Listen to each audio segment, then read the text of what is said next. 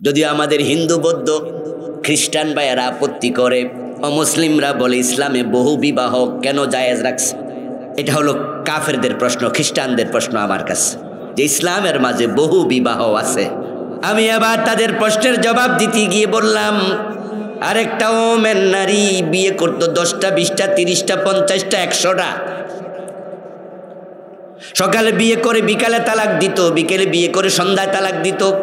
একজন পয়সাওয়ালা প্রভাবশালী মানুষের অধীনে 40টা 50টা মেয়ে থাকতো, বউ তো থাকতোই, সাথে আবার বাজার থেকে কিনে দাসীও ব্যবহার করত। এর জন্য ইসলাম এসে বিবাহ কমাইতে কমাইতে কয়টার ভিতরে আনছে? কথা বলতে হবে, মাশাআল্লাহ। কয়টায় আনছে? তখন বিয়ে করতো কি 4টা না আরো বেশি? সংখ্যা নির্ধারিত ছিল না অনির্ধারিত। ইসলাম আসার পরে বলছে, ফানকিহু মা তাবা লাকুম মিনান নিসাই মাসনা ওয়া সালাসা ওয়া রুবা। তোমরা পছন্দসই মেয়েকে বিয়ে করো, সামর্থ্য যদি থাকে, আদালত প্রতিষ্ঠা করতে পারবা, এই তোমার মেন্টালিটি থাকে, তাদের মাঝে ন্যায় বিচার প্রতিষ্ঠা করে বউ চালাইতে পারবা, তুমি 2টি করো, 3টি করো, 4টি করো, 4 গিয়ে শেষ। এর মানে একসাথে 5-এর অধিকার আর নাই। আপনাদের কাছ থেকে আবার জবাব চাই, ইসলাম কি বিবাহ বাড়াইছে না কমাইছে? আমার কাছে কথা তো সময় তো কম, দুপুরের মাহফিলে সময় পাওয়া যায় না, কথা কিছু কোয়া যায় কিছু কোয়া যায় না। বলছিলাম, আমার কাছে একবার সাভারে আমি দীর্ঘ 14 বছর জুমার নামাজ পড়েছি। তো ছিলাম ঢাকাতে, একটি কামিল মাদ্রাসা আমি পড়াই 2003 থেকে ঢাকায়, 2001 থেকে শিক্ষকতায় আছি। তো ওখানে সাভারে খ্রিস্টান কলেজ নামে একটা এমফিল গবেষণা কলেজ আছে। তো ওখানে প্রিন্সিপাল সাহেব তার 4-5 জন ছাত্র নিয়ে একবার আমার কাছে আসলেন আন্তধর্মীয় সংলাপ করার জন্য, এমফিল গবেষক ছাত্রদেরকে নিয়ে। তার মাঝে ইসলামের কিছু বিষয় তারা প্রশ্ন ছিল, জানতে চায়। তো তাহলে বহু বিবাহ ইসলামে কেন, অথচ আমরা খ্রিস্টানরা একটা বিবাহ করি, ইহুদি ধর্মে একটা বিবাহ, হিন্দু ধর্মে একটা বিবাহ, আপনাদের ধর্মে 4টা পর্যন্ত। এখন এই বিবাহ করার কারণে দেখা যায় যে কত মেয়ে নিগৃহীত হয়, স্বামী দ্বিতীয় বিয়ে করে প্রথম বউয়ের খোঁজ খবরও নেয় না। তা আপনারাই বলেন ইসলাম নাকি সর্বশ্রেষ্ঠ ধর্ম। এবার আমি আপনাদেরকে একটু জিজ্ঞাসা করি, একাধিক বিবাহের ব্যাপারে কথা আসলে আমাদের ঘরে যারা আছে, আমাদের মা বোন, আমাদের বউ, দ্বিতীয় বিয়ের কথা শুনলে ওনারা কি খুশি হয় না বেজার হয়? তাহলে ওনারাও যদি সরাসরি প্রশ্নটা নাও করে, তবে মনে মনে কয় ইসলাম যে 2 বিয়ার কথা কিল্লাই কইল। আমার ভাইয়েরা, আমাদের বন্ধের ওই প্রশ্ন অনেকের, সবার নয়। ইসলাম এসেছিল যেই যুগে, ওই যুগের নাম ছিল ইয়ামে জাহিলিয়া। আপনারা শিক্ষিত মানুষ, আপনারা এটাও জানার কথা নয়। তারা বলল, জানি। সেই যুগে যে বিবাহ নীতি ছিল, ওই বিবাহী নীতিতে 4 সংখ্যা নির্ধারিত ছিল। বলল, তা তো জানি না। আমি বললাম যে না, জাহিলিয়াতের যুগে বিবাহের মাঝে কোনো সংখ্যার নির্ধারণ ছিল না। আপনি ইতিহাস পড়ুন, ইতিহাস পড়লে পাবেন জাহিলিয়াতের যুগের লোকেরা 30টা 40টা 50টা 100টা বিয়া করত। এখন ইসলাম আসার পরে 4-এর মাঝে সীমাবদ্ধ করে দিল। কেউ চাইলো 4-এর বেশি বিয়ে একসাথে করতে পারবে না। এবার আপনারাই বলুন তো, ইসলাম কি বিয়ে বাড়াইছে না কমাইছে? এখন তারা 4-5 জন সবাই বলল, এটা তো ভাবি নাই, এখন না বুঝলাম ইসলাম আসলে বহু বিবাহ দেয় নাই, বরং বহু বিবাহ কমাইছে। এবার আমি ওনাদেরকে বললাম, স্যার আপনি হলেন তাদের টিচার, এবার আমি আপনাকে প্রশ্ন করি, আপনার একটা বউ আছে, ওই বউটা যদি শারীরিকভাবে অসুস্থ হয়, আপনি স্বামী, আপনি সুস্থ, আপনার বউ শারীরিকভাবে আনফিট, এখন আপনার চাহিদা আপনার স্ত্রী পূর্ণ করতে পারে না। এবার আপনার ধর্মের মাঝে দ্বিতীয় বিয়ের কোনো অধিকার নাই। তাহলে এবার আপনি কি করবেন?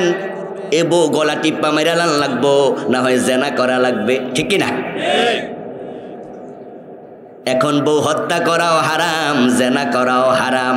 এখন আপনি কি করবেন? আমাদের ইসলাম কত সুন্দর, প্রয়োজনে বলে তুমি দ্বিতীয় বিয়ে করো। এবার স্যার আপনি দয়া করে বলুন, ছাত্রদেরকেও বললাম আপনারা বলুন, এবার যে দ্বিতীয় বিয়ের প্রয়োজন এটা ইসলামে স্বীকৃত, এটার বাস্তব জীবনও কখনো কখনো জরুরত আছে না নাই? ওনারা কয় কথা তো ঠিক, কারণ যদি বউ অসুস্থ হয়, আনফিট হয়ে যায়, তাহলে এখন দ্বিতীয় বিয়ে না করলে বেটা জেনা করা লাগবে। এখন হিন্দু খ্রিস্টান বৌদ্ধদের মাঝে জেনা ব্যভিচারের অভাব নাই। ইসলাম বলেছে জেনা করা যাবে না। দ্বিতীয় বিয়ে দরকার আছে কিনা? উনারা কহে। এবার আমি বললাম যে কারো কারো শারীরিক অবস্থা এত ভালো, সে তিনটাও করতে পারবে, তার তিনটা লাগবে লাগুক, চারটা লাগবে লাগুক। ইসলাম বিবাহ বাড়ায় নাই, বরং নিয়ন্ত্রণ করেছে। তারা বলল জি।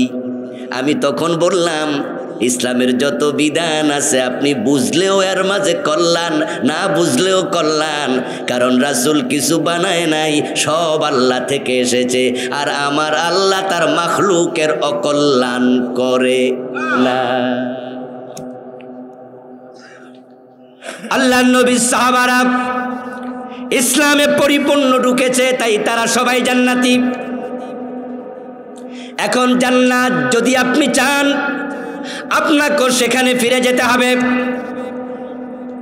রাসূলুল্লাহ সাল্লাল্লাহু আলাইহি ওয়াসাল্লাম এবং সাহাবা পর্যন্ত ইসলাম শেষ। এর পরবর্তীতে ইসলামের কোনো বিধান কারো বানানোর কোনো অধিকার আর নাই। প্রিয় নবী সাল্লাল্লাহু আলাইহি ওয়াসাল্লাম কোনো একদিন আলোচনা করছিলেন, সাহাবায়ে কেরামের সম্মুখে আলোচনা করতে গিয়ে বললেন, তাফতারিকু উম্মতি আলা 73 মিল্লাহ, আমার উম্মতগুলো অচিরেই 73 দলে ভাগ হবে। রাসূলুল্লাহর জামানায় সব সাহাবী ছিল কয় দল? কথা বলুন, কয় দল? শিয়া ছিল, সাহাবীদের মাঝে শিয়া ছিল, কাদিয়ানি ছিল, মুতাজিলা ছিল, জাবরিয়া কাদরিয়া ছিল, সব ছিল এক দল। এই জন্য রাসূল বলছেন তোমরা আছো এক দল, কিন্তু অচিরেই আমার উম্মতগুলো হয়ে যাবে 73 দল, তারা এক দলে আর থাকবে না। এবার প্রিয় নবী বলেন কুল্লুহুম ফিন্নার ইল্লা ওয়াহিদা, এই 73 দলের মাঝে সবগুলো জাহান্নামী হবে। ইল্লা ওয়াহিদা, তবে শুধু একটা দল জান্নাতি হবে। তাহলে 73 দলের মাঝে জান্নাতি কয় দল? তাহলে জাহান্নামী কয় দল? 72 দল। এবার কোন একজন সাহাবী জিজ্ঞাসা করলেন, ওয়ামাহি, ও প্রিয় নবী, জান্নাতি কোন দল হবে সেটা আমি জানতে চাই, আমাকে একটু বলে দিন। দল তো 73, যারা শিয়া তারাও কয় আমরা মুসলমান, যারা কাদিয়ানি হেরাও কয় আমরা মুসলমান, কাদরিয়া, জাবরিয়া, মুতাজিলা, দেওয়ানবাগ, রশিদ, বাজভান্ডার, কে নিজেরও মুসলিম বলে, সবাই কয় আমরা মুসলমান। ও নবী, এই মুসলমানদের তো 73 দল হবে, 72 দল জাহান্নামী হবে, তাহলে জান্নাতি দল একটা, সেটা কোনটা? রাসূলুল্লাহ এবার জবাব দেন, মা আনা আলাইহি ওয়া আসহাবি। সুবহানাল্লাহ পড়ে।